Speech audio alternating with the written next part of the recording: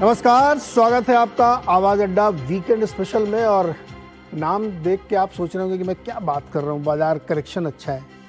मैंने ये नाम बहुत सोच के रखा है। मैंने इसलिए रखा है कि बीच बीच में आपको थोड़ा सा मार्केट लगता है अरे रुक गया, अब यहाँ से नीचे जाएगा, 10-20 पॉइंट नीचे आ गया, 50 पॉइंट, तो आप घबरा जाते हैं। लेकिन वो बहुत ही हेल्दी करेक्शन है, इसलिए मैंने इसका नाम बहुत सोच के रखा है। लेकिन मैं आपको याद दिलाना चाहता हूँ कि इसी वीकेंड शोज़ में हम लोगों ने कम से कम 2.5-3 महीने पहले एक शो किया था जिसका नाम हमने रखा था बॉटम। और वाकई वो शायद दिन था जिसके बाद मार्केट ने उस लेवल को नहीं देखा है और लगातार वहाँ से ऊपर गया है। आप देखिए, बैंक निफ्टी ने तो हाई बना ही दिया है, निफ्टी बिल्कुल उसके करीब खड़ा हुआ है। और जितने भी इकोनॉमिक इंडिकेटर भी हम लोग डिस्कशन में लाएंगे, कहीं पे भी आपको ये नहीं दिखेगा कि कोई वीकनेस है। रादर मैं तो ये कहूँगा कि स्ट्रक्चरल तेजी की एक स्थिति बन रही है। इसके बहुत सारे एंटीथेसिस भी हम लोग डिस्कस करेंगे, लेकिन मार्केट में ऐसा लगता है कि एक बहुत अच्छे जंक्चर पे खड़ा हुआ और पूरी दुनिया से अलग रास्ता उसने अपना लिया है। तो इसी पे आज बातचीत करेंगे कि मार्केट में अगर बाजार में सब कुछ चंगा है, जो हमारा ऑन द शो का पहला है, तो फिर किस बात का पंगा है ना? सही है ना? नाम सही कि नहीं? दूसरा टॉपिक हमने जो रखा है, आज हमने 2 रखे हैं सिर्फ, कि मौके पे चौका, कि मौका मिल रहा है तो चौका मारने का है। अब इसके अंदर क्या होगा, ये सेकंड सेगमेंट हम लोग डिस्कस करेंगे। आज हम ओपन नहीं करेंगे, वरना आप लोग क्या ना एक ही जवाब में सब दे देते हैं। तो हमने कहा दोनों बहुत ही गोपनीय रखने चाहिए। बाजार में सब चंगा, फिर किस बात का पंगा, और मौके पर चौका, इसी पे आज चर्चा होगी। और मैं आपको ये विश्वास दिला रहा हूँ कि आज हम जिस तरह की बातचीत करेंगे, जो आपके सामने नंबर्स डेटा रखेंगे, आप उससे कन्विंस हो जाएंगे कि इंडियन मार्केट और इंडियन इकोनॉमी बहुत ही राइट ट्रैक पे है। और लेटेस्ट आपने रिपोर्ट्स जेफरीज की और मॉर्गन स्टैनली की तो डेफिनेटली पढ़ ही ली होंगी। आज हमारे साथ जो मेहमान हैं, 3 मेहमान हमारे साथ हैं। अभय अग्रवाल जी, पाइपर सेरिका के फाउंडर, स्टूडियो में मेरे साथ। अभिषेक अग्रवाल जी, रॉकस्टार कैपिटल के फाउंडर, मेरे साथ स्टूडियो में। और पंकज जैन जी दिल्ली से हमारे साथ जुड़ रहे हैं, जो SW कैपिटल के डायरेक्टर और इस समय बहुत गहन चिंतन में लगे हुए हैं। कुछ हमें विशेष बात आज बताएंगे। तो आप सबका सर बहुत बहुत स्वागत है इस वीकेंड शो में। तो जैसा कि हमने नाम इसका रखा है कि सब कुछ चंगा है, फिर किस बात का पंगा है, तो क्या चंगा है पहले हम लोग इस पे बता दूं मैं आपको। पिछले कुछ दिनों से आप देखिए तो आपको बहुत सारे नंबर्स ऐसे दिखेंगे जो बहुत कन्विंसिंग हैं। पहले तो FI की बात कर लेते हैं, जो मार्केट में लगातार मार्च से अगर आप डेटा देखेंगे तो नेट बायर है और इस समय तक टोटल लगभग 60,000 करोड़ रुपए की बाइंग हो चुकी है। किसी को पता नहीं चला, हल्के हल्के उन्होंने 60,000 करोड़ का माल अंदर कर लिया है। और केवल एक सेक्टर का मैं जिक्र करूं कि 10,000 करोड़ के IT शेयर तो म्यूचुअल फंड ने अंदर कर लिए हैं, धीरे से, एकदम पता नहीं चला, स्टॉक अभी वहीं पे खड़े हुए हैं। तो ये नंबर से कॉन्फिडेंस दिलाते हैं कि वो लौट के आए हैं और उन्होंने अच्छी बाइंग की है। दूसरा नंबर आपका जो इकोनॉमी से रिलेटेड है, जिसको लेके बहुत चिंता करते हैं, वो GDP था। GDP में अपग्रेड होना अपने आप में बहुत बड़ी बात होती है। Q4 के नंबर देखिए, वो जो मार्केट एक्सपेक्ट करके चल रहा था उससे बेटर आए हैं। एनुअलाइज नंबर भी 0.1% बेटर आया है। और ये होप की जा रही है कि जो इस वक्त आप GST का नंबर देखिए, PMI का नंबर देखिए, फॉरेक्स रिजर्व देखिए, क्रूड देखिए, आप सब ये इंडिकेट कर रहे हैं कि ये साल और बेहतर जाने वाला है। और इन्फ्लेशन भी 4.7 पे, जो काफ़ी लोएस्ट पे है और बहुत कंफर्ट दे रहा होगा RBI को। तो ये सारे नंबर इस तरफ इशारा कर रहे हैं कि हम एक बहुत अच्छी सिचुएशन में खड़े हुए हैं और हमें घबराने डरने की ज़रूरत नहीं है, क्योंकि हमारा खजाना भी काफ़ी बड़ा। अगर करेंसी थोड़ा बहुत ऊपर नीचे होता है तो हम करेंगे। 2 नंबर मैं आपके साथ और शेयर करूँगा, उसके बाद फिर हम लोग डिस्कशन करते हैं। एक जो कैपेक्स की बात करते हैं, जिससे इकोनॉमी का मोमेंटम बनता है, जिसको हम कहते हैं स्ट्रक्चरल चेंज है। भारत सरकार का आपने बजट में सुना ही होगा, 10 लाख करोड़, उन्होंने 37% की ग्रोथ के साथ नंबर अनाउंस किया था। प्राइवेट कैपेक्स का नंबर भी 25 लाख करोड़ का है। ये बहुत ही बड़े नंबर हैं। और कैपेसिटी यूटिलाइजेशन, यानी कि जो देश भर में जो भी इंडस्ट्री फैक्ट्रीज चल रही हैं, वो जो उनका एक नियर ऑप्टिमम लेवल होता है, वहाँ तक पहुँच गई। 73-75 के ऊपर जब जाने लगते हैं तो आदमी फिर नई फैक्ट्री लगाने के बारे में सोचने लगता है। तो वो भी अगर ऑप्टिमम लेवल पे चल रहा है तो आपकी इकोनॉमी बहुत ही स्ट्रांग और मजबूत पायदान और खम्भों पे आलंबित है। तो इसी पे हम बातचीत करना चाहते हैं। इतनी तारीफ कर दी, सब ठीक है क्या? नहीं, मुझे तो लगता है आपने कम ही तारीफ करी जितनी और करनी चाहिए। अच्छा, आप थोड़ी आप करिए फिर। मैं आई थिंक जो जितना हम आप इस बाजार को कैसे अप्रोच करें? इतने सारे अच्छी चीजें हमने बता दी जी, आप कैसे अप्रोच करें? हमारा अप्रोच काफ़ी समय से एक ही है। जैसे हम बात करते रहते हैं, आवाज़ अड्डा पे भी आप काफ़ी डिटेल डिस्कशन करते हैं हर हफ्ते। तो बाजार के बारे में कोई शंका नहीं थी, बल्कि जब बाजार गिरा हमें तो अपॉर्चुनिटी लग रही थी तब भी और अभी भी। और उस समय हम कहते थे कि बाजार का लेवल देख के निफ्टी अगर 16,800 पे आ गया तो सिर्फ इस वजह से कि निफ्टी गिर गया, ये कोई रीज़न नहीं है कि आप डर के बेच के माल निकल जाएं कि हो सकता है और गिरेगा तब मैं ले लूँगा। आई थिंक जिसने उस समय वो किया उसने गलती करी। और अब भी मैं कहूँगा जो अंडर एलोकेटेड है या ये वेट कर रहे हैं कि अब बाजार गिरेगा तब मैं आ जाऊँगा, वो भी गलती कर रहे हैं। तो ये समय है, जैसा डेटा इम्प्रूव हो रहा है, वैल्यूएशंस एक रीजनेबल रेंज में है, एफपीआईज की बाइंग है, लिक्विडिटी है, पार्टिसिपेशन बढ़ा है। जब आप देखें जनवरी फरवरी मार्च में पार्टिसिपेशन था ही नहीं मार्केट में, एकदम ड्राई मार्केट था, मतलब 10,000 शेयर ट्रेड नहीं होते थे small cap mid cap stocks के, और अब वही स्टॉक्स लाखों शेयर ट्रेड हो रहे हैं। तो मतलब पार्टिसिपेशन बढ़ा है, इन्वेस्टर इंटरेस्ट आया है, एफपीआईज का, डोमेस्टिक इन्वेस्टर्स का, फंड्स का।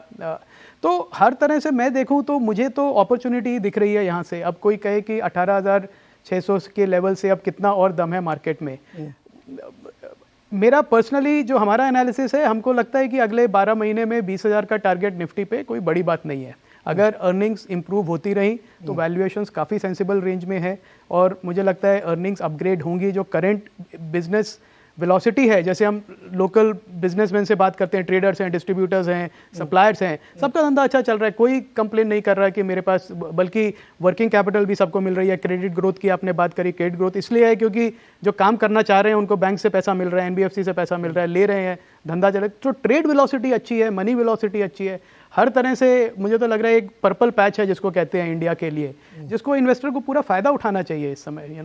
कोई इसमें डर के या प्रॉफिट बुकिंग करके निकल जाएं, वेट करें कि गिरेगा मार्केट तब आ जाए, मुझे लगता है वो एकदम गलती होगी अगर कोई ऐसा। मतलब इंडेक्स को ना देखें क्या? इंडेक्स को ना देखें, स्टॉक्स पे। इंडेक्स तो 50 स्टॉक का है। प्रॉब्लम ये है कि वो इंडेक्स का जो 50 स्टॉक्स है वो 60% मार्केट कैप उसमें घुसा हुआ है, पर उसके बाहर जो है स्टॉक्स, चलिए हजारों में नहीं तो कहें 500-600 स्टॉक्स भी ऐसे हैं जिनकी वैल्यूएशन अभी भी बहुत रीजनेबल है, बॉटम ऑफ साइकिल वैल्यूएशन पे है, 12 से 15 टाइम का पी मल्टीपल है, 20% का ग्रोथ गाइडेंस दे रहे हैं अगले 3 से 5 साल तक, बैलेंस शीट्स क्लीन हैं। तो उस पे अगर इन्वेस्टर्स फोकस करें तो मुझे लगता है कि अगले 3 साल 5 साल में अच्छी रिटर्न्स मिलेंगी।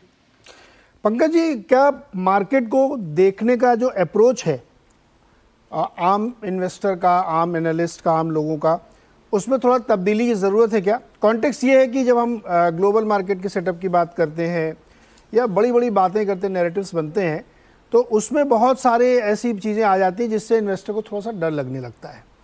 लेकिन जैसा कि अभी अभय जी कह रहे हैं कि अगर आपने सही अप्रोच किया मार्केट को तो डेफिनेटली उसमें काफ़ी पैसे बन सकते हैं, और बन रहे हैं रादर लोगों की। मैं नाम नहीं ले रहा हूँ, ऐसी कंपनी में देखिए एक महीने में 80% चली हुई है, and there very good quality company.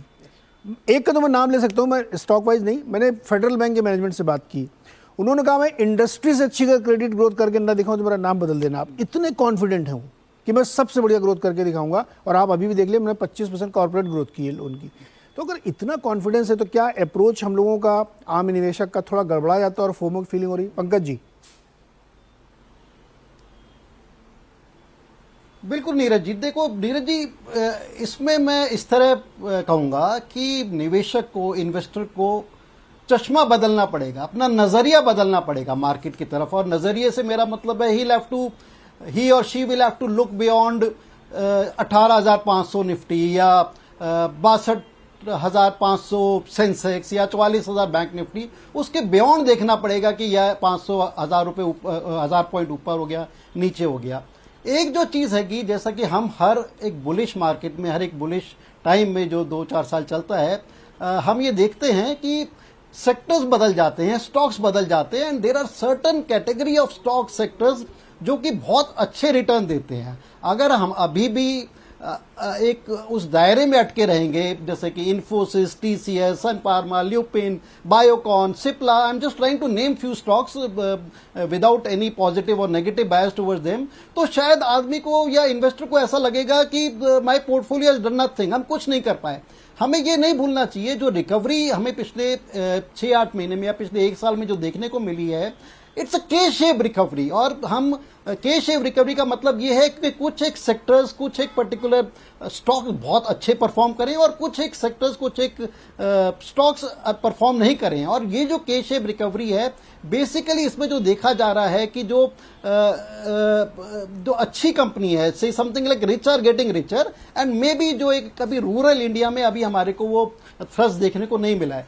जैसे कि हम ग्लोबली अगर देखेंगे, आप पिछले दिनों शायद कुछ समय के लिए जो लुई विटॉन जो सबसे महंगे आइटम वर्ल्ड में बनाता है, जो उनके ओनर थे, he became the richest man in the world. That shows कि ये जो के शेप रिकवरी है पूरी ग्लोबली है, नॉट जस्ट इन इंडिया। तो उस नजरिए को देख के अगर हम बाजार पे चलेंगे तो डेफिनेटली अच्छा पैसा बनेगा, अच्छा पैसा बन रहा है। Just to give example, just to sort of give example, पिछले दिनों हमने देखा जो लार्ज कैप आईटी के जो रिजल्ट्स आए, काफी चैलेंजिंग रिजल्ट थे, और उस ब्रश से जनरली एक थोड़े दिन के लिए सेंटीमेंट हो गया कि IT is out of favour, technology is out of favour. That was not to be. अगर आप मिड कैप टेक्नोलॉजी के अच्छे स्टॉक्स देखें, आप बियॉन्ड, आप Infosys, TCS, Wipro, HCL tech, उसके नीचे दायरे में जो टॉप के 10-15 मिड कैप कंपनीज हैं, उनमें देखिए तो कंपनीज में 30 से लेकर 70, 80, 90% के रिटर्न आए हैं पिछले 6 महीने में। So the thing is, you have to choose, you have to be relevant in the market, you have to be in the relevant sector, in the relevant stocks, और वो देखने बहुत मुश्किल नहीं है। अगर आप वही पुराने ढर्रे वाले स्टॉक्स में,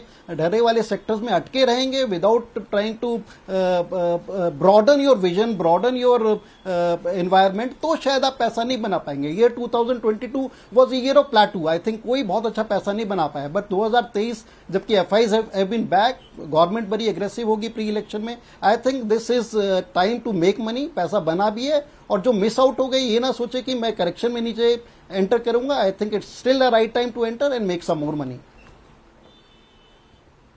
पंकज जी कहना चश्मा बदलने की जरूरत है, तो कौन वाला, दूर की नजर वाला ठीक करना चाहिए, नजदीक वाला? नीरज जी, अभी तो चश्मा आपने पहना हुआ है तो मीडिया की लेंस को बदलने की जरूरत है, मुझे तो लगता है। भगवान, मतलब हमारे ऊपर ही आरोप लगा दिया आपका, तो गजब है। बताइए। देखिए, जैसे अभय जी ने भी पॉइंट मेंशन की स्टार्टिंग में कि ओवरऑल अगर आप देखें तो ये मार्केट की जो तेज़ी हम सोच रहे हैं या विचार में आ रही है या देख रहे हैं, वो लार्जली इसलिए आ रहा है बिकॉज कंसोलिडेशन फेज से मुझे लगता है कि मार्केट जो है अब निकल के बाहर आ चुका है। कंसोलिडेशन फेज मुझे लग रहा है कि हम लास्ट, अगर हम जब से रशिया की जो वॉर हुई थी उस पॉइंट से लेके अगर हम जो लास्ट बॉटम की अगर हम बात करें, तो वहाँ पे आप देखोगे मार्केट ने कुछ ज़्यादा खास कुछ किया नहीं।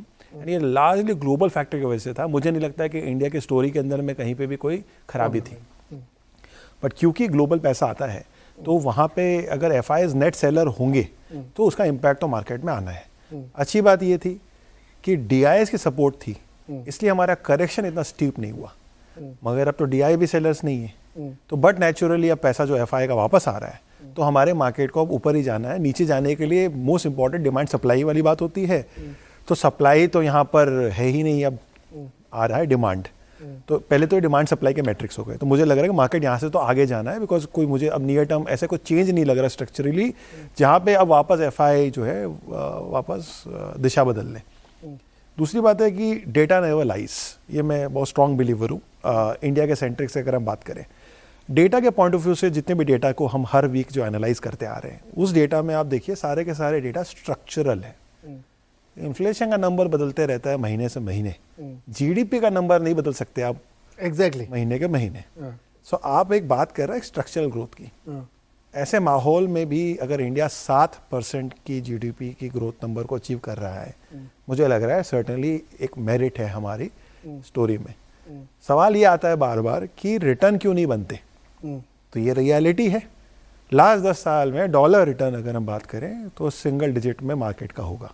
तो इसका मतलब ये कि लास्ट 10 साल में पैसे नहीं बने। हम स्टोरी तो यहाँ पे इस चैनल पे आके अलग अलग चैनल पे आके बात कर रहे हैं, पैसे कहाँ बन रहे हैं। तो मुझे लग रहा है पैसे बन रहे हैं, डिपेंड ये करता है कि आपने अपना व्यू कहाँ बना रखा है, आपका पोर्टफोलियो किस तरफ है। आप एक जनरल मार्केट को बेंचमार्क नहीं कर सकते। अगर आपको मार्केट को बेंचमार्क करना है तो वही 50 स्टॉक की बात हो रही है, आप एक ETF को ले लीजिए और उसके रिटर्न को आप मैप कर लीजिए। बट मार्केट में तो 2000 स्टॉक्स हैं और 500 ऐसे स्टॉक्स हैं जिसमें एक्चुअल में काम होता है, जो कि क्रेडिबल्स है। तो वहां पे अगर आपका बास्केट एलोकेटेड है तो सर्टेनली वो नंबर फिर डिफरेंट दिखेंगे। ठीक है, इसलिए चश्मा बदल दो कि ऑप्टिक्स डिपेंड ये करती है कि आपकी पोजीशन कहाँ कैसे बनी है। मार्केट की जो अंडरलाइंग स्ट्रेंथ थी वो डेफिनेटली वीक थी। अभी भी अगर आप निफ्टी स्मॉल कैप इंडेक्स को देखेंगे तो वो अपने लास्ट ऑल टाइम हाई से 20% दूर है, but Nifty is almost touching the knew all time high very soon. So under play ये है कि जो mid cap and small cap है, जो हमने इस हफ्ते की जो तेजी देखी है, मौके उधर है। वहां पे बहुत बड़ा प्ले है जो मुझे लग रहा है कि दिखना चाहिए। एंड ये इसलिए सस्टेनेबल है बिकॉज जैसे कि आपने भी मेंशन किया कि बैंक्स की बात करें, बैंक्स का एक्सपोजर इंडिया के इकोनॉमी में 30% प्लस है। अगर 30% प्लस की इकोनॉमी जो फाइनेंशियल से आती है, अगर वो फायर अप नहीं करेगी तो कोई भी तरीके से आप इस कंट्री के ग्रोथ को सपोर्ट नहीं कर सकते, कंपनी सपोर्ट नहीं कर सकती ग्रोथ को लेके, क्रेडिट ग्रोथ को लेके, और आप इवेंचुअली वैल्यूएशन में कन्वर्ट नहीं कर सकते। वहां पे आप देख रहे हैं कि एक ऐसी बुलिशनेस हमने कंसिस्टेंटली देखी है जो इससे पहले के डिकेड में नहीं देखी है। सेकंड, एनपीए का इशू जो कि बिल्कुल मिनिमल होता गया है। अब जिस लेवल पे आप बात कर रहे हैं वहां बहुत ही बेटर गवर्नेंस स्ट्रक्चर है, बहुत बेटर आरबीआई के कंट्रोल्स हैं। गवर्नमेंट भी ने जो इतने सारे इनिशिएटिव्स लिए, सेबी ने जो इनिशिएटिव्स लिए, सबका कलेक्टिव एफर्ट अब हम देख रहे हैं। तो मुझे लग रहा है जो अमृत काल की जो बात कर रहे हैं 75 से नाउ नेक्स्ट 25 ईयर्स, मुझे नहीं लगता है कि इंडिया को अब कोई हमें 6 महीने के मार्केट से या 1 साल के मार्केट से देखना चाहिए। अगर कोई भी देख रहा है तो डेफिनेटली मुझे लग रहा है कि वो शॉर्ट टर्म थिंकर है, और ऐसे शॉर्ट टर्म इन्वेस्टर को मेरी नज़रों में टूरिस्ट इन्वेस्टर्स कहते हैं। और टूरिस्ट आते हैं और जाते हैं, मगर माहौल मार्केट का बना रहता है। जो भी यहाँ पे लॉन्ग टर्म रहेगा वो पैसे बना के ही जाएगा। मेरे खुद के लास्ट 15 साल के अंदर में अगर मैं अपने एक एवरेज पोर्टफोलियो को 15 साल के हिसाब से देखूं तो मुझे तो कहीं पे भी ऐसा फील नहीं होता कि मैं कोई और एसेट क्लास में अगर पैसे लगाता। इतने बनते हैं, मोटा पैसा बनाया। बिल्कुल उनकी बात एकदम ठीक है अभिषेक की। मतलब आप देख लीजिए सबका एनालिसिस, मैं 30 साल से मैं इन्वेस्ट कर रहा हूँ, 93 से किया रहा है, तो मैं वापस देखूँ तो मतलब periodically of course under performance होती है, पर ओवर 30 ईयर पीरियड मतलब equity portfolio has beaten by far any other asset class. Actually आप लोग सही कह रहे हैं। मैंने बहुत सारे बैंक्स के बोर्ड रूम पर क्वार्टरली रिजल्ट खत्म हो तो आते रहते हैं, हम लोग बातचीत करते हैं। मुझे एक भी ऐसा बैंकर नहीं मिला जो ये कह दे, मैंने हर तरह से सवाल पूछता हूँ मैं, मतलब मेरा तो काम है ना, मैं तो पूछूंगा ही कि कोई टेपर डाउन दिख रहा है कहीं, कोई एग्री हो ही नहीं रहा था मेरे साथ। ना मेरे को तो कोई वो नहीं दिख रही प्रॉब्लम, चाहे सरकारी बैंक से पूछिए, प्राइवेट से पूछिए, छोटे से पूछिए, बड़े से पूछिए, फेडरल तो मैंने आपको बताई, सब बहुत ज़्यादा बुलिश है इसमें कि नहीं क्रेडिट ग्रोथ में कोई दिक्कत नहीं। हाँ, हो सकता है आगे 3-4 साल बाद किक इन हो कि एनपीएस बढ़ने शुरू हुई हो, फिलहाल ऐसी सिचुएशन नहीं दिख रही। ये बात आपकी सवाल तो वही आता है फिर कि फिर प्रॉब्लम कहाँ है। हमें मानना नहीं है क्योंकि फैक्ट रिमेन्स की डिमांड बहुत ही स्ट्रांग है। और वो नंबर्स आप दूसरे सेक्टर्स में भी अगर देखेंगे तो वहाँ डिमांड बहुत ही स्ट्रांग है। एक नंबर आप लोगों के साथ शेयर करना चाहता हूँ, वो नंबर मैं पिछले 3-4 दिनों से अपने हर शोज में शेयर कर रहा हूँ। वो नंबर एक्चुअली बहुत ही रोरिंग नंबर है। पिछले 75 सालों में हमने जो इंफ्रास्ट्रक्चर पे खर्च किया है, कोई भी गवर्नमेंट रही हो, मैं किसी गवर्नमेंट का नाम नहीं ले रहा हूँ, वो $14 ट्रिलियन पे है ना, और ये मैसिव रकम हो गई। लेकिन साल भी 75 है, अमृतकाल है। पिछले 9 सालों में $7 ट्रिलियन हमने खर्च किए। तो आप सोचिए कि कितना बड़ा काम इंफ्रास्ट्रक्चर में हुआ है। और जब इंफ्रास्ट्रक्चर में इतना पैसा लगेगा तो ऑब्वियस है कि ग्रोथ तो दिखेगी ही ना आपको। फिर तो जो भी हम लोग जीडीपी की बात करें, जीडीपी का इंप्रूवमेंट देखिए, अभी जीडीपी नंबर दिखाई स्क्रीन पे आपको, लोगों को थोड़ा ऊपर नीचे के वो बार दिख रहे हैं क्योंकि पिछले 2-3 सालों में कोरोना का इम्पैक्ट था, तो आपको कहीं पे बार ऊपर दिखेगा, कहीं पे एकदम नीचे दिखेगा। लेकिन अगर आप Q4 का नंबर 6.1% देखिए और एनुलाइज 7.2% देखेंगे आप, तो ये बहुत बड़ा नंबर है। और अगर आप नेक्स्ट ईयर जाते हैं और आपने 6% से ऊपर भी जीडीपी रखा तो which is the very good number. इसलिए मार्केट में कोई नरमी कहीं कोई दिख नहीं रही है।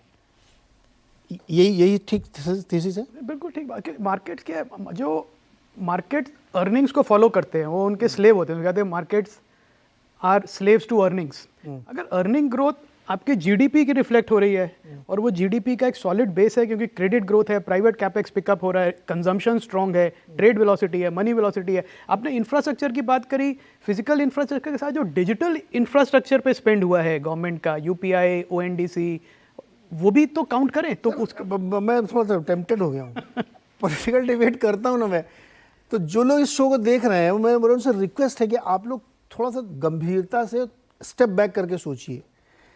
पीडब्ल्यूसी ये कह रहा है कि नेक्स्ट 2 इयर्स में 90% ट्रांजैक्शन यूपीआई से होंगे रिटेल के।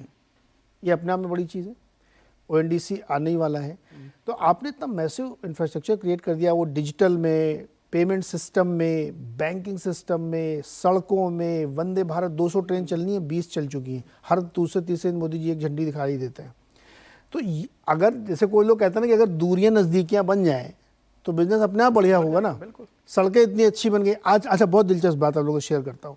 मारुति के शशांक श्रीवास्तव जी का मैंने आज इंटरव्यू किया, तो उनसे मैंने पूछा कि आपका जो नंबर आया मई में, उसमें छोटी कार है, जो कॉम्पैक्ट कार आती है ना, जो ऑल्टो ये 6-7 लाख वाली, ये कम बिक रही है धीरे धीरे।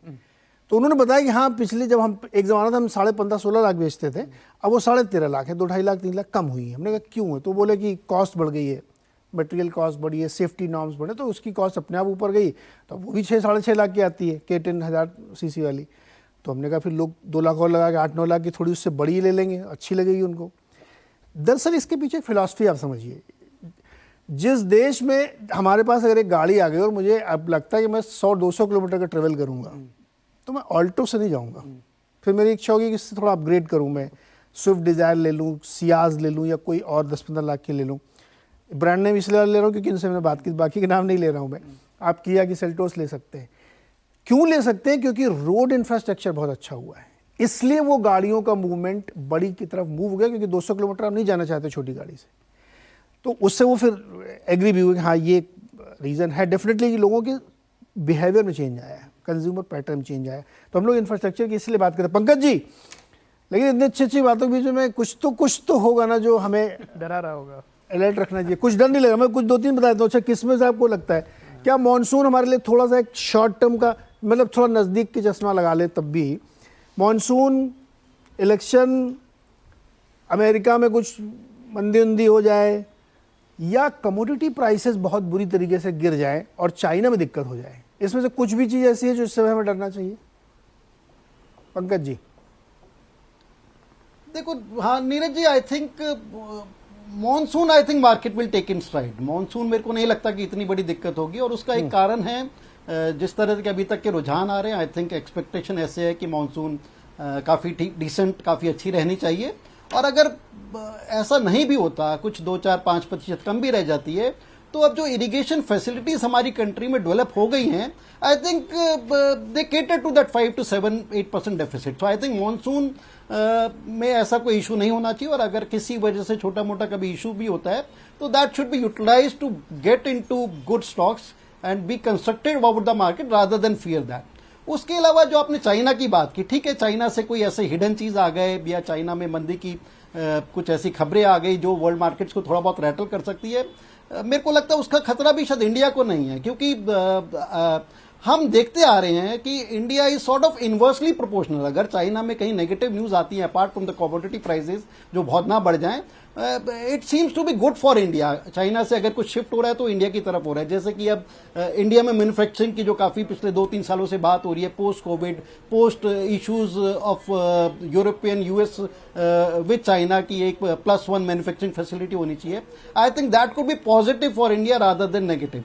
ग्लोबली जो मेरे को एक अनफोर्सीन, अगर मेरे को जो आपने 2-3 टिप्पणी की उसके बियॉन्ड देखना हो, तो आई थिंक जो यूक्रेन में जो वॉर चल रही है, ठीक है, वो एक छोटी सी day to day hot affair ना रह के एक गोरिल्ला वॉरफेयर टाइप हो गई। अगर उसमें किसी भी वजह से एक फ्लेयर अप आता है, आई think that could B one unforeseen sector. और उसके अलावा हमारे अभी जो जनरल इलेक्शंस हैं दूर हैं, मेरे को लगता है उससे पहले बल्कि मार्केट में एक रन अप आना चाहिए। गवर्नमेंट काफी सारी स्कीम्स अनरोल करेगी, इंफ्रा में काफी पैसा जो अभी तक डालती आ रही है उससे और बढ़ाएगी, एंड आई थिंक जो एक जनरल जो एक मास लेवल पे है शायद लिक्विडिटी बढ़ेगी। सो जो अप्रोचिंग जनरल इलेक्शंस हैं, अगर हम अगले 6 महीने की बात करें, अगर 6 साल की ना बात करें, तो I think that could be a positive for our market. So all in all मैं काफी कंस्ट्रक्टिव हूं मार्केट में। जिस तरह के हमने क्वार्टरली अभी रिजल्ट्स देखे, बहुत ही पॉजिटिव रिजल्ट्स रहे हैं, एंड जिस तरह से एफआई की पार्टिसिपेशन हो रही है, डोमेस्टिक पार्टिसिपेशन हो रही है, जिस तरह से स्मॉल कैप मिड कैप में एक हम रन देख रहे हैं, जिस तरह के उनके रिजल्ट्स आए हैं, so I think all of them augurs well for the market. जहां तक आप इंफ्रास्ट्रक्चर की अभी बात कर रहे थे कि इंफ्रास्ट्रक्चर में बहुत इंप्रूवमेंट हो रही है, और जैसे अभी आप मारुति की बात कर रहे थे, डेफिनेटली उसमें मैं एक टिप्पणी ये करना चाहूंगा, apart from the better infrastructure जिसकी वजह से बड़ी गाड़ियां बिक रही है, आई थिंक एक एस्पिरेशनल वैल्यू, जो एक एस्पिरेशनल एस्पेक्ट है, जनरल जनरल इंडियन का वो बढ़ गया है। और वो एक, क्योंकि इकोनॉमी में हम एक लेवल से दूसरे लेवल में जा रहे हैं, एक पर कैपिटा इनकम जो एक मिडिल क्लास की बढ़ रही है, एक राइजिंग जो मिडिल क्लास है, उस वजह से हम देख रहे हैं जितनी भी ये मिड लेवल एसयूवीज है उसके बियॉन्ड है। मारुति की भी देखें 6 से 9 महीने तक की वेटिंग है, और जो छोटी गाड़ी आपकी एल्टो है या जो 800 होती थी उनमें आई थिंक अभी भी डिस्काउंट पे अवेलेबल है। सो एक एस्पिरेशनल वैल्यू हमारी जो इकोनॉमी की, हमारे सिटीजन्स की, हमारी मिडिल क्लास की है, वो काफी बढ़ गई है। So these are changes which are taking place. ये एक चेंज है, वो एक दिन का चेंज नहीं है, दीज चेंज विल कंटिन्यू। और मेरे को लगता है कि मार्केट काफी कंस्ट्रक्टिव है, market should be bought into any major dips. और बहुत ज्यादा चिंताएं मेरे को नहीं लगता कि आने वाले 3 से 6 महीने में विजुलाइज हम कर पा रहे हैं। But one should always be cautious.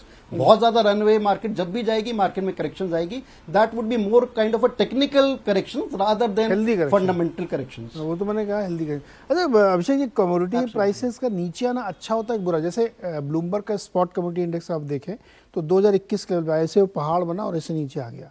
तो उसमें गैस भी है, गेहूं भी है, जो भी आप देखें सारी कमोडिटीज नीचे आ गई। ये अच्छा है बुरा है? देखिए, कमोडिटी प्राइसेस अगर नीचे आती है तो कंज्यूमर के लिए तो अच्छा है, बिकॉज कंज्यूमर बेनिफिटेड होता है एक ओवर सप्लाई सिचुएशन को लेके, जहाँ पे फिर उसके पॉकेट से कम आउटफ्लो जाता है। बट अगर हम कंपनीज की बात करें तो डेफिनेटली उनके लिए तो नेगेटिव है, क्योंकि मार्जिन्स में इम्पैक्ट आता है, उनकी कॉस्ट तो ड्रामेटिकली कम होती नहीं है, बट प्राइसेस क्रैश होने की वजह से उनकी जो रियलाइजेशन है उसमें बड़ा सिग्निफिकेंट इम्पैक्ट आता है। इसलिए मुझे लग रहा है कि ये एक हेल्दी करेक्शन इज ज़्यादा इंपॉर्टेंट है rather than a steep correction. And steep correction का मतलब तब होता है जब आपके पास ओवर सप्लाई है और डिमांड कम हो गई। सो मुझे ये सिनेरियो तो बिल्कुल भी नहीं लग रहा होता हुआ। ऑफ कोर्स एक टेम्परेरी करेक्शन हमने देखा था, जहाँ पे एक बड़ी सी करेक्शन हमने एक टेम्परेरी देखी है, बट अभी अगर आप देखेंगे वापस एक रिबाउंड जैसा हमने कंसिस्टेंटली देखा है जहाँ पे हो रही है, एंड वापस कमोडिटी प्राइसेस अब राइजिंग में आ रही है। और मार्केट्स के लिए वो ठीक रहता है, बिकॉज कहीं ना कहीं बैलेंसिंग एक्ट तो रख के करनी पड़ती है। इकोनॉमी आप कर रहे हैं ग्लोबली, तो हर जगह उसका एक इम्पैक्ट अलग है। इंफ्रास्ट्रक्चर के ऊपर जब आप बात करते हैं, एक पॉइंट जो हमने शायद डिस्कस नहीं किया, रोड के ऊपर तो हमने बात की, मगर पावर्स जो है वो भी हमारा एक बहुत बड़ा क्षेत्र है जिसके ऊपर बात करनी है। एनवायरमेंटल डे आ रहा है 5 जून को, और हमें डेफिनेटली उसे कंसिडर करना चाहिए कि हमारा कंट्रीब्यूशन जो है वो क्या है।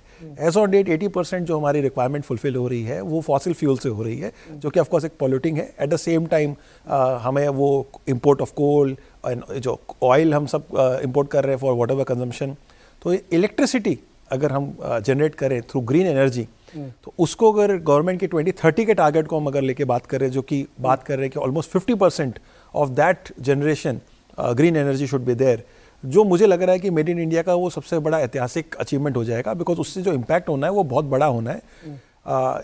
इट्सेल्फ एक्सपेंडिचर की बात करें तो अगर हम इंक्रीमेंटल एक्सपेंडिचर को लें तो 250 से 300 बिलियन डॉलर की फ्रेश इन्वेस्टमेंट उस लाइन में जानी है। और ये रीजन है कि क्यों हम रिलायंस या अदानी को इतने एग्रेसिवली देख रहे हैं सेक्टर पे, बिकॉज इससे 2 प्रॉब्लम सॉल्व होती है। एक तो डेफिनेटली हमारे नेशन की प्रॉब्लम सॉल्व होती है कि भाई हम इतने बड़े इंपोर्टर हैं, तो कहीं ना कहीं एटलीस्ट वो इम्पोर्ट जो है उसे थोड़ा हमें राहत मिले।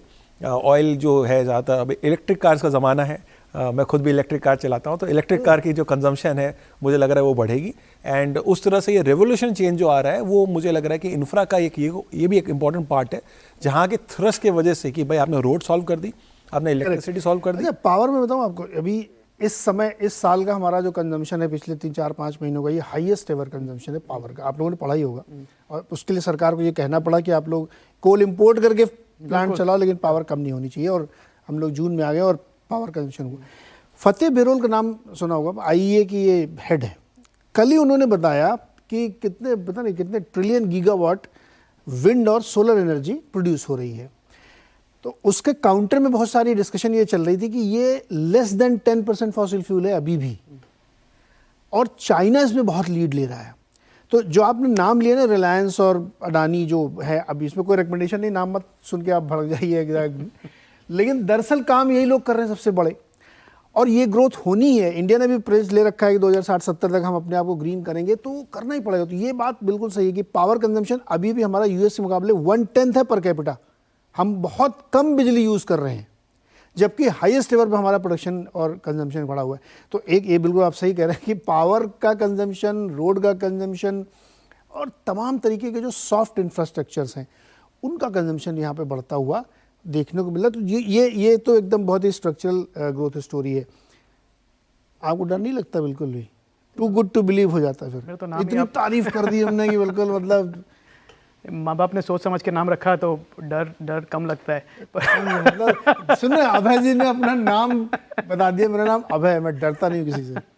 नहीं पर जो आपने ऐसे बताए जो टेक्निकल, वो मुझे लगता है ज़्यादा से ज़्यादा टेक्निकल प्रेशर, correction। हाँ हेल्दी करेक्शन टेक्निकल, थोड़ा बहुत नीचे भी आना और चाहिए। मुझे लगता है अभी भी मार्केट ने जब गिरा था एक नो बॉल जैसी करी थी आईपीएल के टर्म में, तो इन्वेस्टर्स के पास एक फ्री हिट है जो वो देखें अगर स्मॉल और मिड कैप स्पेस में, तो मुझे लगता है अब जो आउट परफॉर्मेंस आएगी वो उस स्मॉल और मिड कैप से आएगी। जैसे अभिषेक ने कहा कि अभी भी अंडर परफॉर्म कर रहा है स्मॉल और मिड कैप इंडेक्स, अपॉर्चुनिटीज़ हैं वहाँ पे, इन्वेस्टर्स को थोड़ा कॉन्फिडेंस आएगा, ट्रस्ट आएगा, अर्निंग्स देखेंगे 1 क्वार्टर 2 क्वार्टर, तो वो सारे स्टॉक री रेट होंगे। तो मुझे लगता है अगले 1-2 साल में आप जो भी वरीज हैं उनको एक साइड पे रख के अगर आप अपॉर्चुनिटी देख रहे हैं तो स्मॉल और मिड कैप्स में बहुत अच्छी स्ट्रैटेजी, बिकॉज बहुत अच्छे फाउंडर्स हैं, बहुत अच्छा काम कर रहे हैं। एक बात बताऊं आपको, आपदा में अवसर वाली बात है। हाँ बिल्कुल, दुनिया में आपदा और हमारे लिए अवसर है।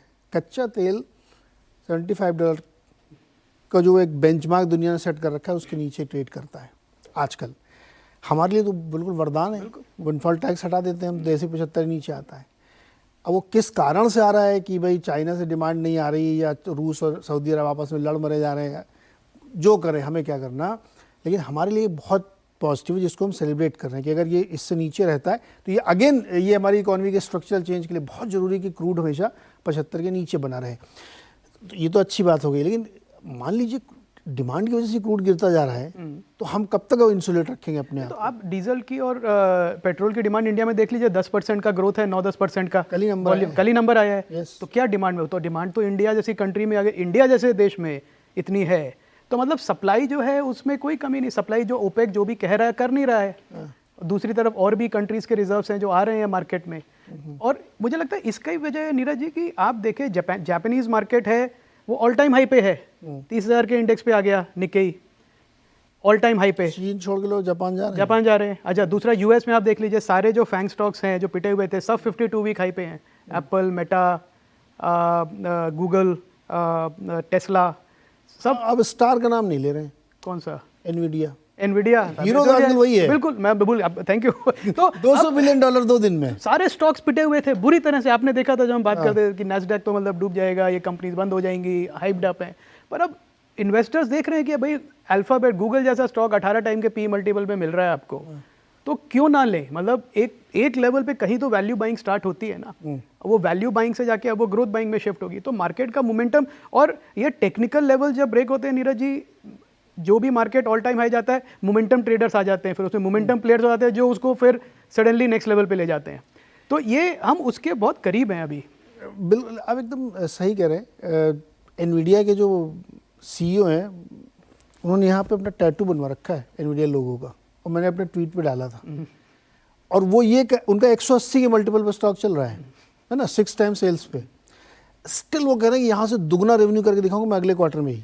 एआई के जितने भी है वो एनवीडिया सबसे बड़ा सप्लायर है एआई के। अगर आप एआई रेवोल्यूशन में बिलीव करते हैं तो आपको एनवीडिया का हमारा शो मिस कर दिया, मैंने आपको बुलाया था। बताइए, मतलब एआई पर मैंने 1 घंटे का डिस्कशन किया, मालूम है, पिछले फ्राइडे को, कि AI is going to change everything. ठीक बात। और देखो हमारी बात एनवीडिया ने साबित कर दी। और लोग, आज ही की बात बता रहा हूँ मैं, बहुत सारे गोल्डमैन सैक्स और इन सब ने अपने अंदर एक डिस्कशन शुरू किया है कि जो मैं नई जॉब क्रिएट कर रहा हूँ उसमें सिर्फ एआई एक्सपर्ट ही आएंगे। बाकी लोग थोड़ा सा हो सकता है डर रहे, इनसिक्योर फील कर रहे हूँ, लेकिन ये एक बहुत बड़ा गेम चेंजर है। और इंडिया के लिए, क्योंकि हम क्या है, हम कोई भी टेक्नोलॉजी आती है ना नीरज जी, हम फटाफट अडाप्ट कर लेते हैं और लीपफ्रॉग कर जाते हैं। हमारा लेगेसी कोई प्रॉब्लम नहीं है कि हमने बहुत हार्डवेयर में इन्वेस्ट किया हुआ है या बहुत बड़े सॉफ्टवेयर में। तो जो भी टेक्नोलॉजिकल डिसरप्शन ग्लोबल लेवल पे होती है, इंडिया के लिए तो हमेशा बड़ी अपॉर्चुनिटी रही है।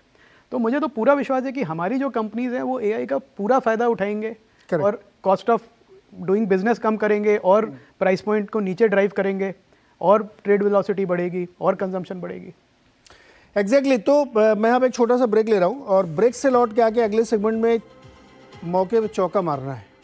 चौका कहाँ मारना है ये मैं आपको दिखाऊंगा, और मैं आपसे ये रिक्वेस्ट करूँगा कि इस शो को आप सेव करके रख लीजिएगा। जितने डेटा मैं अपनी स्क्रीन पे चला रहा हूँ ना, हम इसका फिर से असेसमेंट करेंगे 6 महीने बाद, क्योंकि ये स्ट्रक्चरल चेंज और ग्रोथ के डेटा है। ये कोई हाई फ्रिक्वेंसी डेटा मैंने यूज़ नहीं किया है कि जो 15 दिनों में बदल जाएगा।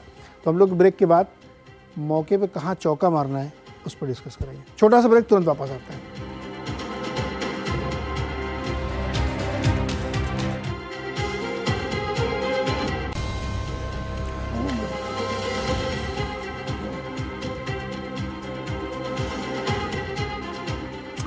स्वागत है एक बार फिर से आपका इस वीकेंड स्पेशल में। और इस सेगमेंट में हम बात करेंगे मौके पे चौका, क्योंकि बाजार के हमने डिस्कशन किए, उसके सारे अलग अलग पहलुओं पे बातचीत की, सारे नंबर्स हमने आपको दिखाए, सारे डेटा पॉइंट्स दिखाए। तो अब बड़ा लॉजिकल सवाल आता ना, इतना ज्ञान तो दे दिया यार, करना क्या ये तो बताओ ना। ज्ञान को लेके क्या करेंगे, है ना। ज्ञान लेके तो हम निफ्टी इंडेक्स खरीदेंगे, तो हम निफ्टी इंडेक्स के अलावा भी आगे कुछ बताना चाहते हैं। मैंने मौके पे चौका इसलिए रखा क्योंकि मार्केट में बहुत सारी डिस्कवर्ड स्टोरीज हैं। जो मैं बताने जा रहा हूँ वो भी डिस्कवर्ड है, इसमें ऐसा कोई नया ज्ञान मैं नहीं दूंगा, लेकिन मैं उसमें बहुत बड़े बदलाव देख रहा हूँ जिसका वेट मैं अपने मेहमानों से कराऊंगा। वो आप डिसएग्री भी कर सकते हैं, कुछ नई चीज़ भी बता सकते हैं, लेकिन मुझे लगता है कि 2 सेक्टर ऐसे हैं जो यहाँ से भी आगे एक बहुत बड़ी ग्रोथ के लिए तैयार हो रहे हैं। उसमें से एक सेक्टर है कैपिटल गुड्स का और दूसरा सेक्टर है FMCG का। बहुत ब्रीफली बताता हूँ, स्क्रीन पे आपके ग्राफिक चलते रहेंगे, वो आप देखते रहिएगा कि इंडस्ट्री वैल्यूएशन क्या है और उन कंपनियों का वैल्यूएशन क्या है, सबके मैंने निकलवाए हैं। देखिए FMCG में मुझे ये लगता है कि इस वक्त सारे स्टॉक्स को अगर आप देखेंगे, जो लीडिंग स्टॉक्स हैं वो सब इंडस्ट्री के जो अपने वैल्यूएशंस हैं, एवरेज वैल्यूएशन लगभग उसके करीब चले और एक साल में गजब की उसमें रैली बनी है। FMCG का इंडेक्स जो है लाइफ हाई पे चल रहा है। और इन सारी कंपनियों में ये स्थिति तब है जबकि रूरल ग्रोथ थी ही नहीं। अब सबने ये कहना शुरू किया कि हाँ भाई अब थोड़ी थोड़ी आनी शुरू हुई है। दूसरी चीज़ मैं ये कह रहा हूँ कि ज़्यादातर FMCG कंपनीज कैपेक्स कर रही हैं, ग्रीन फील्ड में काम कर रही हैं। नेस्ले से बड़ी कंपनी ने नया प्लांट लगाने का ऐलान किया है।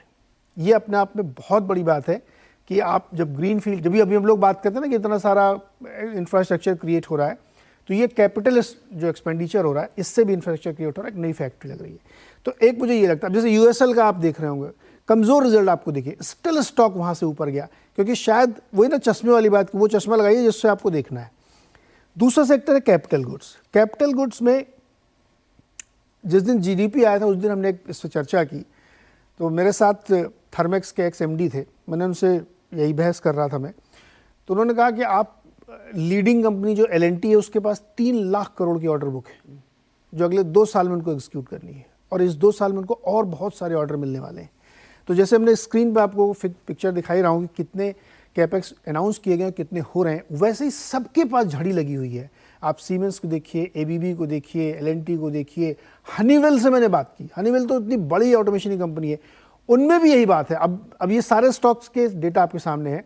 डिस्क्लोजर ये कि कोई रिकमेंडेशन हमारे चैनल की तरफ से नहीं है, ना किसी गेस्ट की तरफ से है, ये सिर्फ आपको इसलिए कि आपको ये ट्रस्ट हो कि मैं जो कह रहा हूँ वो सच है। तो अब मेरे को लगता है ये 2 सेक्टर में स्ट्रक्चरल ग्रोथ एक बननी शुरू हो रही है। क्या इनमें मौके पे चौका मारना चाहिए? अभी पहले आप बताइए। बिल्कुल, आप मतलब ये तो बहुत ही लॉजिकल है जो आपने एनालिसिस नहीं, किया। कोई आप और भी सुझा सकते हैं, आप मैंने मिस कर दिया एक और चौका लगाने की जगह। हाँ, तो ये जो आपने बात करी नीरज जी, ये तो मतलब कोई डिस्प्यूट नहीं करेगा। डिस्प्यूट होगा थोड़ा कि ये स्टॉक्स ऑलरेडी चल गए हैं तो वैल्यूएशन में अब कितना जूस पड़ा है, पर मुझे लगता है कोई लॉन्ग टर्म व्यू ले तो नियर टर्म वैल्यूएशंस को ओवरलुक करके डेफिनेटली ये सारी लीडिंग कंपनीज हैं और जैसे GDP ग्रोथ होगा उसमें कंट्रीब्यूशन रहेगा इनका, तो ये तो रिटर्न मिलेगा ही मिलेगा। और मुझे जो हम देख रहे हैं, एक छोटा सेक्टर जो हमने आइडेंटिफाई किया है वो है टेक्सटाइल अपैरल एक्सपोर्ट्स का, जो US में, यूरोप में एक्सपोर्ट करते हैं। और क्योंकि ये सेक्टर एक बहुत बड़ा एम्प्लॉयमेंट जनरेटर है, एक बहुत बड़ा पार्ट है GDP का, पर ये सारी कंपनीज का मार्केट कैप इतना कम है इसलिए क्योंकि पिछले 3-4 साल से काफ़ी प्रेशर रहा है इनके ऊपर। US में इन्वेंट्री बिल्डअप हुई तो सेल्स का प्रेशर रहा, कॉटन प्राइसेस बढ़ गए उसका प्रेशर रहा, फिर उसके बाद फ्रेट रेट्स बहुत बढ़ गए थे, अब वो फ्रेट रेट्स लिटरली 20% रह गए हैं पीक के, तो उन सब का इनको फ़ायदा मिल रहा है अब। और बहुत लीन ऑपरेटर्स हैं, और अभी भी जो सबसे बड़ी कंपनीज हैं अपने, जैसे जो टेरी टावल एक्सपोर्ट करते हैं या जो अपैरल एक्सपोर्ट करते हैं या बच्चों के अपैरल एक्सपोर्ट करते हैं, वो सब मतलब 2000-3000 करोड़ की मार्केट कैप पे चल रहे हैं, मतलब स्मॉलेस्ट ऑफ स्मॉल कैप्स हैं इस टाइम।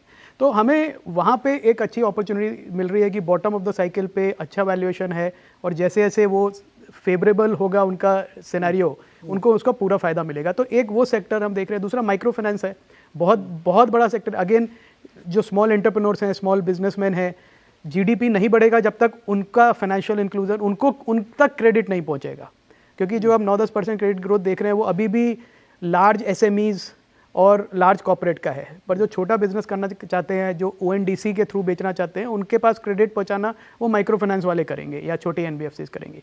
तो वो एक स्पेस है जो हमें लगता है कि ग्रो करेगा और वैल्यूएशंस अभी भी बहुत अट्रैक्टिव है। तो मेरा ये विचार है कि जो आपने बताया वो तो है ही बिल्कुल, दूसरे ये दो और सेक्टर्स हैं जहाँ पे इन्वेस्टर्स को पूरी नज़र बनाए रखनी चाहिए, क्योंकि वैल्यूएशंस इन सेक्टर में बहुत फेवरेबल हैं। अभी भी माइक्रो फाइनेंस कंपनीज 1-1.5 टाइम के पी मल्टीपल पे चल रही हैं, 30% का ग्रोथ दिखा रही हैं, एनपीएस कम हो रहे हैं, और दूसरी तरफ ये जो अपैरल एक्सपोर्टर्स हैं 12 से 15 टाइम के पी मल्टीपल पे चल रहे हैं, बिजनेस इंप्रूव हो रहा है, बैलेंस शीट आपके समर्थन में एक बात बोलूं जी, आपके फेवर की है, बहुत खुशी से मैं क्यों ना बोलूँगा। क्रिसिल की एक रिपोर्ट आई है, हाँ, तो एनबीएफसी और माइक्रो फाइनेंस का एयूएम इस समय FY23 क्लोजिंग में 1,30,000 करोड़ है। उन्होंने कहा ये FY24 में 30% बढ़ेगा, 30%, बहुत बड़ी बात कह रहे हैं वो। तो अब आप जो कह रहे हैं कि माइक्रो फाइनेंस में इतनी बड़ी गुंजाइश है, मैंने उनकी भी बहुत सारी कंपनियों से बात की, सबका ये मानना है कि अभी तो मतलब शुरू हुई है पिक्चर। बिल्कुल बिल्कुल अभी तो आप देखते जाओ कितना होता है। डिजिटाइजेशन की वजह से आसान हो गया, क्योंकि पहले क्या है, लोन लेने के लिए आपको कैश देना पड़ता था, अब ये सारे लोन हो रहे हैं, उसमें से 70-80% कार्ड पे हो रहे हैं, तो वो एक वेलोसिटी बढ़ जाती है, क्योंकि आपको ढूंढना नहीं है उसको कि भाई कैश लो, कैश लेके जाओ, सिक्योरिटी रिस्क है, आप उसको डिजिटली ट्रांसफर कर सकते हैं। और दूसरा मुझे लगता है माइक्रो फाइनेंस बैंकिंग थोड़ी है, वो तो रिस्क मैनेजमेंट का बिजनेस है। बिल्कुल, वो पोर्टफोलियो आप लेवल जिसको पैसा दे रहे हैं उसका खाली रिस्क आपको मैनेज करना है, वापस तो आ ही जाएगा जी, है ना। तो रिस्क मैनेजमेंट का जो बेस्ट कंपनी आपको दिखे माइक्रो फाइनेंस में, सबकी कलेक्शन एफिशिएंसी 100% के ऊपर है, मतलब जो पुराने भी डिफॉल्ट्स हैं वो भी वो रिकवर कर रहे हैं। 105% की कलेक्शन एफिशिएंसी मींस 5% एक्स्ट्रा जो पुराना ड्यू था वो भी आ रहा है। इस समय credit culture micro finance companies का बेस्ट है पिछले 7-8 साल से। आप कहाँ लगाएंगे, कहाँ चौका मारेंगे आप? कैपिटल गुड्स में, FMCG में, या कुछ और आपको अच्छा लगता है कि एक तो मैं मिस कर गया इधर भी लगाओ?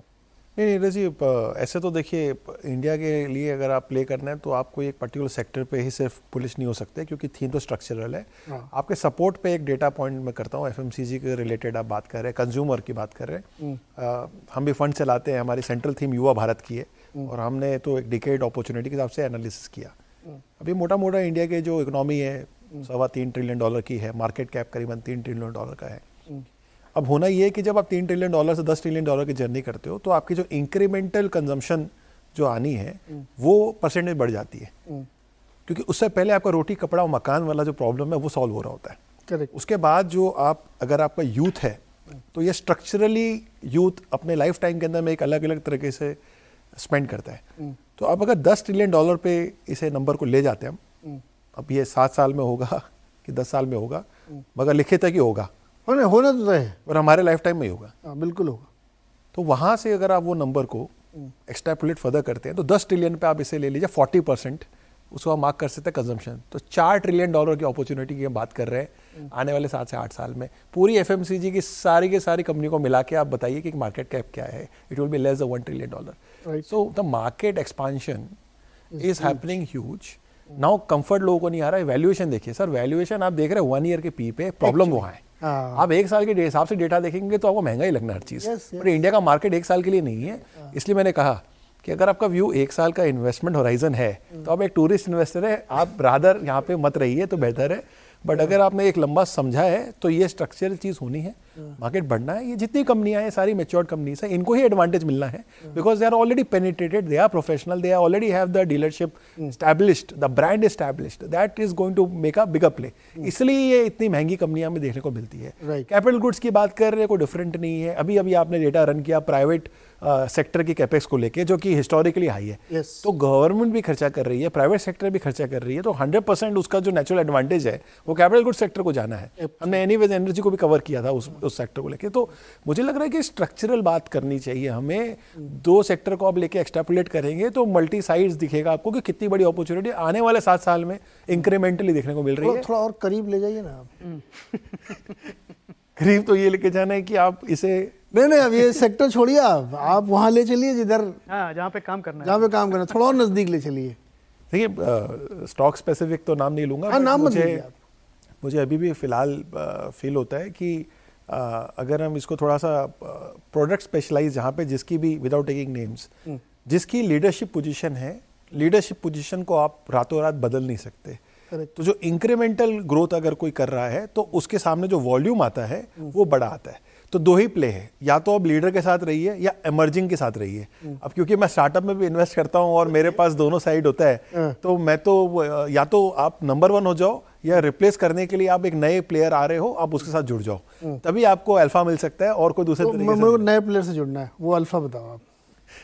देखिए स्टॉक स्पेसिफिक तो मैं नहीं चाहूंगा, नहीं, वो तो मैं अलग से शो करूंगा, तो बाकायदा डिस्क्लेमर देके वो शो करूंगा।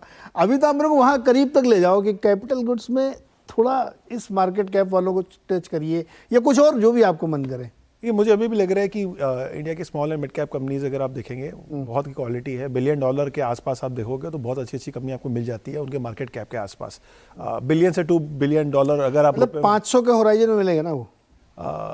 मुझे लगता है कि मार्केट कैप से देखना चाहिए। प्राइस पर शेयर एक बहुत ही गलत नॉर्म है जो लोग नहीं, 500 रुपया नहीं, जो कंपनीज हैं, जो साइज ऑफ द कंपनी की बात करें, 500 कंपनी के अंदर में। हाँ बिल्कुल रहेगा। देखिए कमाल की बात है कि जो सेबी की खुद की जो म्यूचुअल फंड की जो एक नॉर्म है 100 टॉप 100 कंपनी के बाद वो जब बात करते हैं तो 100 कंपनी अगर आप लेंगे ना तो वो करीब 24-25 हज़ार करोड़ के आसपास रहती है। तो इसका मतलब ये है कि आप आराम से जो है 500 कंपनी आपको नीचे जो है मिलेगी। देखिए एक सबसे बड़ा इंपॉर्टेंट पॉइंट जो हमेशा मिस कर जाते हैं जब हम कंपेयर करते हैं चाइना, इंडिया, यूएस, वो ये मार्केट कैप समझ ही रहे। अब यूएस के अंदर में अगर आप उठा के देखें तो जो उनके पास 500 कंपनियां हैं वो एक एक कंपनियां $1 बिलियन मतलब $10 बिलियन $50 बिलियन ऐसा है। हमारे यहाँ तो मतलब नीचे में अगर आप देखें तो समझ में नहीं आ रहा है कि उसे हम कैसे एक्सट्रापुलेट करें, बिकॉज उस तरह की कंपनी है और उसने छोटा मार्केट कैप है। तो मुझे लग रहा है अभी भी जो है ना mid cap and small cap अभी भी बहुत ही अंडर सर्व्ड है। बहुत बड़े बड़े ग्लोबल फंड्स खड़े हैं, एफआईज आती है, मगर अभी भी वो विनर्स को बेट ले रही है। जैसे मैंने कहा कि इंडिया के अंदर में क्योंकि सबको विनर टेक्स ऑल वाला स्ट्रेटेजी लगता है तो इसलिए निफ्टी 50 के स्टॉक्स को ज्यादा भाव मिल जाती है। HUL ले लीजिए, ITC ले लीजिए, मगर मार्केट नीचे में बहुत बड़ा है। और मैं आपको ये बिल्कुल दावे के साथ कह सकता हूँ कि नीचे में जो कंपनियां FMCG की या कंज्यूमर गुड्स की और भी कोई भी सेक्टर की बात कर रहे हैं वहां जो मल्टी बैगर अपॉर्चुनिटी बनने वाली है अगले 10 साल में, वो कोई भी डेटा जो है वो आप रन कर लीजिए, आप रोक नहीं सकेंगे। यहाँ पे एक चीज जरूर चाहिए जो इन्वेस्टर्स टिपिकली हमें भी पूछते हैं, कितने समय में, तो वो सिर्फ भगवान को मालूम है, किसी भी एक्सपर्ट को नहीं मालूम है। तो वो आप क्वेश्चन को हटाइए, पेशेंस चाहिए। जो चीज जैसे कही कि कुछ चीजें एकदम लिखित है जो होनी है तो उसका आउटकम भी बिल्कुल लिखित है। एक सिंपल मैट्रिक्स अगर हम फॉलो करें, $3 ट्रिलियन की इकोनॉमी, $3 ट्रिलियन का मार्केट कैप, $10 ट्रिलियन की इकोनॉमी, $10 ट्रिलियन का मार्केट कैप, तो निफ्टी 3 गुना होनी है। आप 18,000 20,000 भूल जाइए भाई। पंकज जी 3 गुना होना है मार्केट, कहाँ लगाएंगे चौके आप आपके पसंद का सेक्टर, इलाका, आप किस तरफ 6 मारने की कोशिश करेंगे? देखो नीरज जी, बिल्कुल at end of the day जो भी व्यूअर्स आपके प्रोग्राम देख रहे हैं, जो आपका चैनल है, they are interested how to make money. And कहो ना कहो ज्यादातर का इंटरेस्ट है how to make money fast. और ये एक सेबी का डाटा है, म्यूचुअल फंड इंडस्ट्री का डाटा है कि आप लीव अपार्ट 10-15% जो डेडिकेटेड डिसिप्लिन्ड इन्वेस्टर होता है, ज्यादातर एवरेज इन्वेस्टर, इवन हम SIP को भी उसके अंदर जोड़ लें तो 3 से 4 साल में चर्निंग हो जाती है। आई थिंक 3 से 4 साल में काफी जो पुराना इन्वेस्टर है या SIP है, इवन SIP भी अपनी ब्रेक करके निकल जाता है, नया आ जाता है। सो एक अगर हम एक अच्छे इन्वेस्टर की साइकिल उसको ब्रॉडन कर दे, 5 साल की भी माने, आई थिंक जो 10 से 15 साल वाला इन्वेस्टर जो बहुत कम है। और अब इस young youthful kind of era में, डायनेमिक सॉर्ट ऑफ मार्केट्स में उतने आगे का विजन शायद बहुत ज्यादा लोग नहीं देख पाते। And that is the reason पिछले दिनों हमने देखा all this what happened in bitcoin, what is happening on this, ये जो जितने भी आपके गैम्बलिंग एप्स वगैरह हैं, तो उस चीज को मद्देनजर रखते हुए आई थिंक जैसे आपने कहा कैपिटल गुड्स और FMCG, इनकी वैल्यूएशंस आज के दिन कम नहीं है, काफी एक्सटेंडेड वैल्यूएशन हो गई है। And again coming back to my K shape recovery kind of theory, अगर आप देखेंगे, जैसे अगर आप हाउसिंग में देखें, रियल एस्टेट में देखें, तो जब मास हाउसिंग वाली जो कंपनीज हैं, they have not perform well. और जो लग्जूरियस एक्स्ट्रा लग्जूरियस स्पेस में जो कंपनीज हैं they have been doing well. I am talking about in terms of जो स्टॉक के रिटर्न्स आए हैं। इस तरह से अगर आप जैसे आप सेक्टर की बात कर रहे थे किन सेक्टर से, without naming any stock, pharma में अगर आप देखें तो बहुत स्लगिशनेस रही है post covid, but sort of pseudo to pharma, ancillary to pharma. अगर आप हॉस्पिटल सेक्टर के अगर आप 5-6 दिग्गज काउंटर्स देखेंगे हमारी मार्केट में, they have done exceedingly well in last से 1 ईयर और लास्ट 7-8 मंथ्स। तो opportunities are to be observed, opportunities are to be latched upon, और हम उसी जो पुराने, जैसा मैंने कहा कि let's not remain in that old era of all this Adani stocks, Ambani stocks, Birla stocks.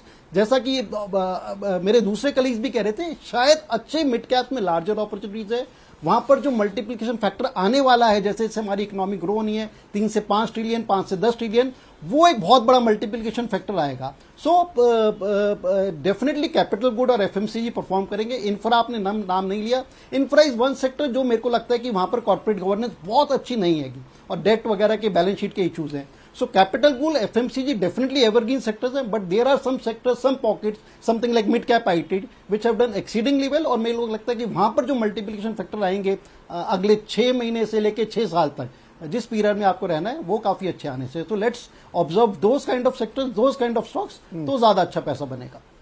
तो वो कौन से सेक्टर होंगे अगर आपको इन दो से अलग भी कोई अच्छा लगता है तो?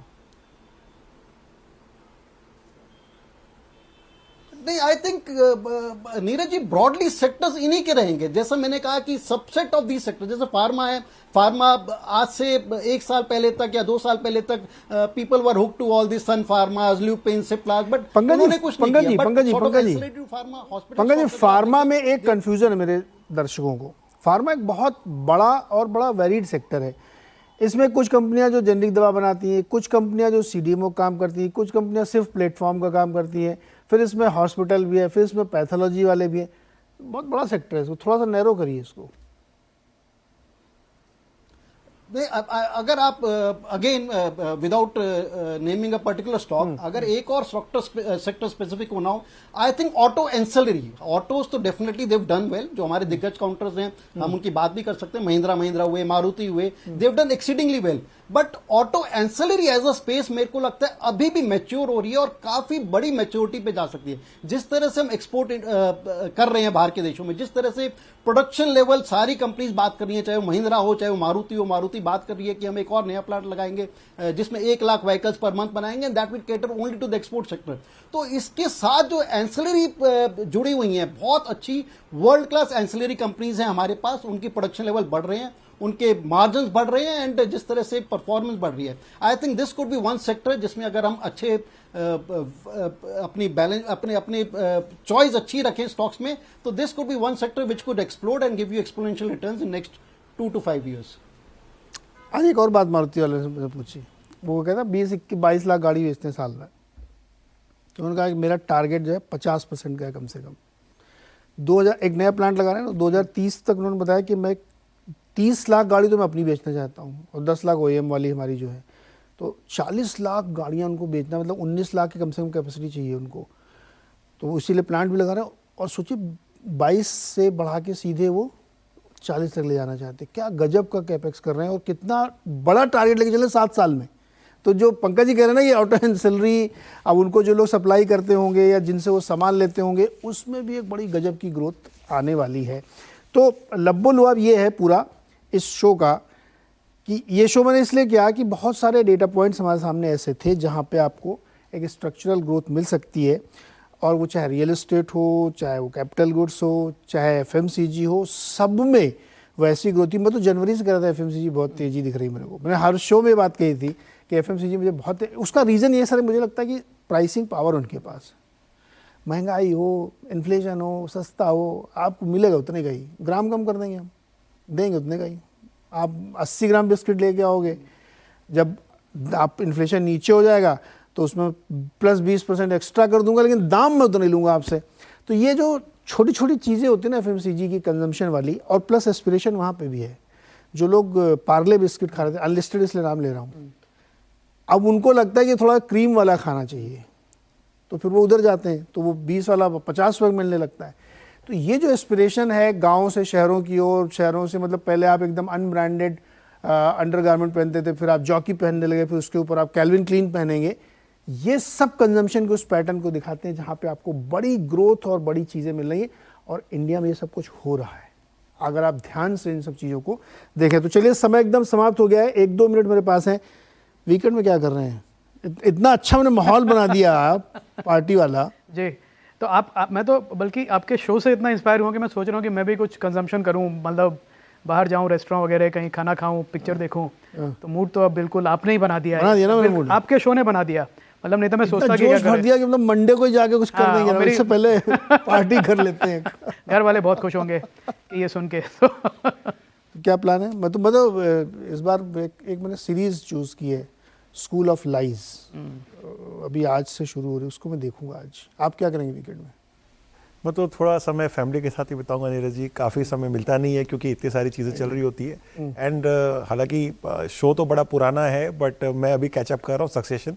अच्छा। मुझे लग रहा है कि इंटरेस्टिंग है, एक इंटरेस्टिंग टेक है, तो होपफुली उसके कई एपिसोड्स मैं कवर करूँगा। नहीं देखना चाहिए। देखिए, पुराना नया कुछ नहीं होता है, सब फिक्शनल स्टोरीज होती हैं। कोई ऐसा थोड़ी न्यूज आइटम आज नहीं देखा तो पुराना हो गया। मैं तो बहुत पुराने मैंने अभी तक वो बहुत सारे गेम ऑफ थ्रोन्स नहीं देखा। मैंने अभी सोचा, मैं हिम्मत नहीं पड़ रही कब से शुरू करूं। पंकज जी, वीकेंड का प्लान क्या है?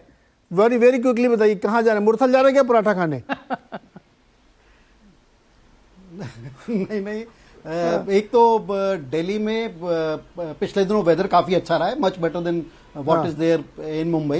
And I being almost a teetotaller, तो एक अच्छा खाना खाएंगे फैमिली के साथ, अच्छी आइसक्रीम खाएंगे, एंड अच्छी सीरीज, जैसे मैं जुबली सीरीज से कैचअप कर रहा हूँ। बहुत ही अच्छी हिंदी की सीरीज है।